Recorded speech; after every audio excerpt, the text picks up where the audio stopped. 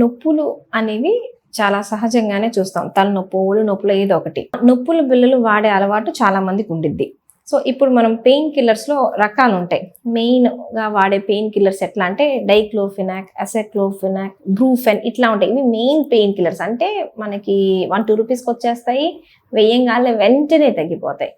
కాకపోతే ఈ పెయిన్ కిల్లర్స్కి ఉన్న డిసడ్వాంటేజ్ ఏంటి అంటే, ఇబ్బంది ఏంటి అంటే పొట్టలో పుండు రావచ్చు, అల్సర్ రావచ్చు, కిడ్నీల మీద ఎఫెక్ట్ చూపించవచ్చు. సో ఇవి నెలలో 2-3 అట్లా వాడుకోవచ్చు, కానీ అంతకు మించి అయితే వాడకూడదు. వేరే పెయిన్ కిల్లర్స్ ఉంటాయి, ట్రెమడాల్ ఇట్లా అంటాం అనమాట.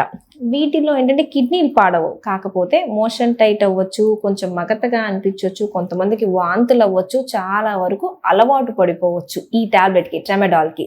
సో ఇది కిడ్నీల మీద ఎఫెక్ట్ చూపించదు, కానీ నేను కొంతకాలం వాడి ఆపేసుకుంటాను అనే వాళ్ళలో ఈ ట్రెమడాల్ అంటే అల్ట్రాసెట్ ఇట్లాంటివి మనం వాడుకోవచ్చు. అన్నిటికన్నా మేము ఎక్కువగా వాడేది ఏంటి అంటే పారాసెటమాల్. ఇప్పుడు డోలో టాబ్లెట్ ఉంటుంది కదా, డోలో 650 అని. పారాసెటమాల్ మరి జ్వరానికి కదా అని చాలా మంది అడుగుతారు.